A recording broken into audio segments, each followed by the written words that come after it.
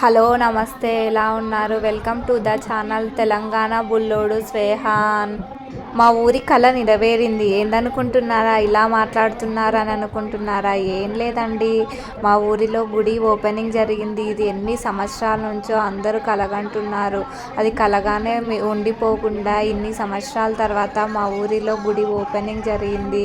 అది అనుకున్న తడువుగానే వెంటనే అసలు గుడి కట్టడం అయిపోయింది. దాన్ని ప్రతిష్టాపన కూడా అయింది. దైవ అనుగ్రహం లేకుండా ఏది కాదని అంటారు కదా. దైవం అనుగ్రహించాడు ఇన్ని రోజుల తర్వాత.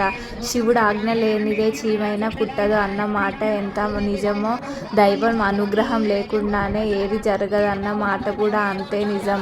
అసలు ఈ గుడి అనుకోలేదు, ఎన్ని సంవత్సరాల నుంచో అనుకుంటున్నారు కట్టాలి అని. కానీ ఇన్ని రోజుల తర్వాత కొద్ది నెలల్లోనే గుడిని కట్టేశారు. కొత్త విగ్రహాలను ప్రతిష్ఠాపించడానికి గుడిలో పూజలు అన్నీ చేస్తున్నారు. ముందు రోజు పూజలు చేసిన తర్వాత మరుసటి రోజు హోమం అవన్నీ చేసి దేవుళ్ళని ప్రతిష్ఠాపిస్తారు. ఇదే ముఖ్యమైన ఘట్టం అన్నమాట. దానికోసమని ఊరిలో జనాలందరూ తరలి వచ్చారు.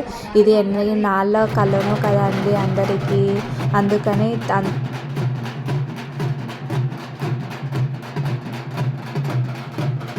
ఒక ట్రాక్టరీలో ఊరు మొత్తం ఊరేగించారు. ఈ ఊరేగింపులో ఊరిలో ఉన్న జనాలంతా విగ్రహాలతోటి వచ్చేసారు. విగ్రహాలు ఇంటింటి ముందుకు వచ్చినప్పుడు దానికి ఆహ్వానం పలుకుతున్నారు. అందరూ బొట్లు పెట్టి నీరు పోసి ఆ ట్రాక్టర్ ముందు దానికి హారతులు ఇచ్చి మా ఊరిని సుఖంగా చూడండి, చల్లగా చూడండి అని మొక్కుతున్నారు అందరూ. మరుసటి రోజు ఉదయాన హోమం స్టార్ట్ చేశారు అయ్యగారి. ఈ హోమానికి మొత్తం చాలామంది జంటలు పాల్గొన్నారు. చిత్తశుద్ధితో మంచిగా ఈ హోమం కూడా చేశారు. ఈ హోమంలో అందరి దేవుళ్ళని మొక్కుతూ వాళ్ళ కోరికలు తీరాలంటూ ఈ గుడి ప్రతిష్టాపన మంచిగా జరగాలని అయ్యగారి ఈ హోమాన్ని జరిపించారు. ఈ హోమంలో చాలామంది జంటలు పాల్గొన్నారు. ఊరిలో చాలామంది వరకు వచ్చారు. 50 జంటల వరకు ఈ హోమంలో పాల్గొని తీర్థ ప్రసాదాలు తీసుకొని ఇంటికి వెళ్ళిపోయారు.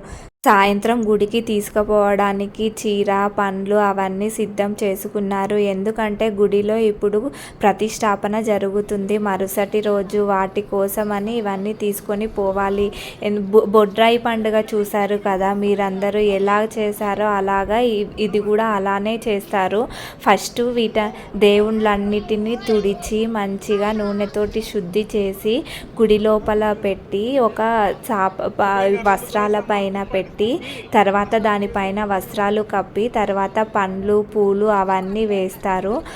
అవన్నీ వేయడానికి మన ఇంట్లలో నుంచి అందరూ పూలు, పసుపు, కుంకుమ, పండ్లు, చీరలు, ఏవైనా కొత్త వస్తువులు ఉంటే అవన్నీ దేవుడికి ఇవ్వడానికని తీసుకొని వెళ్ళారు ఇంటి దగ్గర నుంచి వెళ్ళిన తర్వాత ఇక్కడ అయ్యగారు వీళ్ళందరికీ పని చెప్పాడు. ఏంటంటే అందరినీ ఇవన్నీ గజస్తంభాలు ఇవన్నీ తుడవమని చెప్పారు. ఎవరు ఒక్క నిమిషం కూడా ఆలోచించకుండా ఇదే గొప్ప అనుగ్రహం అనుకొని దేవుడు ఇచ్చిన గొప్ప అవకాశంలా అందరూ అనుకొని దానిలో వాటన్నిటిని తుడవడానికి సిద్ధమయ్యారు. మా బుడ్డోడు కూడా అసలు ఏంటి నేను తుడుస్తా అంటూ వాడు కూడా దైవం కోసం కొంచెం పని కూడా చేశాడు. నాకెంతో మంచిగా అనిపించింది.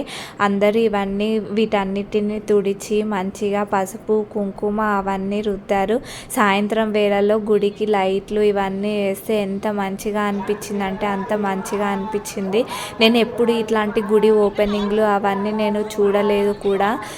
అదిగో ఇక్కడ చూడండి, మహిళలందరూ ఒకే దగ్గర చేరి గజస్తంభానికి పసుపు రుద్దుతున్నారు. ఈ గజస్తంభం కూడా కట్టెతో చేసింది కాదండి, గ్రానైట్తో పెద్ద రాయితో చేసింది. మా బుడ్డోడు చూడండి, వాడికి కూడా దైవం అనుగ్రహం ఇచ్చినట్టు అనిపించింది నాకు. వాడికి ఎవరు చెప్పలేదు, నేనే తుడుస్తా అమ్మా అంటూ నా దగ్గర ఉన్న బట్టను లాక్కొని మరి వాడు కూడా ఈ పనిలో పాల్గొన్నాడు. ఇక్కడ చూడండి, ఇప్పుడు ఇక్కడ దేవుళ్ళందరినీ ఒక దగ్గర చీరలు తెచ్చాము కదా ఇంతకుముందు, వాటన్నిటిని కింద పరిచి ఆ దేవుళ్ళకి అన్నిటికీ నూనెతో తుడిచి వాటన్నిటిని ఇట్లా ఒక దగ్గర పెడుతున్నారు.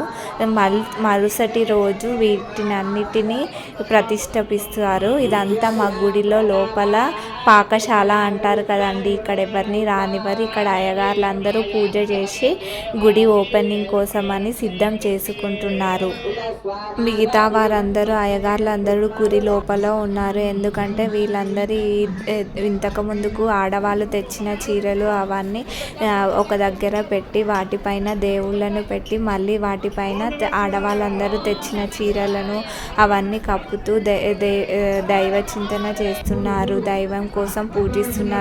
ఇవన్నీ రేపు ప్రతిష్ఠించే వరకు వీటన్నిటిని ఇలానే కప్పాలంట. అదొక పద్ధతి మన దగ్గర ఉన్నది. ఎందుకంటే మనం వినాయకుడిని కూడా ప్రతిష్ఠించే ముందు దాన్ని మొత్తం ఎవరికి కనిపించకుండా పేపర్ తోటి కానీ వేటితోటైనా చుట్టుకొని మొత్తం ఎవరి చూడకుండా పూజ చేసే ముందు దాన్ని ఓపెన్ చేసి పూజ చేస్తాం కదా, అలాగే ఇక్కడ కూడా ఇవన్నీ చీరలతోటి జాకెట్ ముక్కలతోటి అన్ని కొత్త వస్త్రాలతోటి అవన్నీ కప్పేసి వాటిపైన పూలు పండ్లు అవన్నీ వేసేసి వాటిని పూజించి అందరూ ఎక్కడికక్కడ ఇంట్లకు వెళ్ళిపోయారు. ఇక్కడ రేపు నవగ్రహాలు పెట్టడానికి వీళ్ళందరూ వీటిని చెక్కుతున్నారు. వీళ్ళు మా ఊరి వాళ్ళే.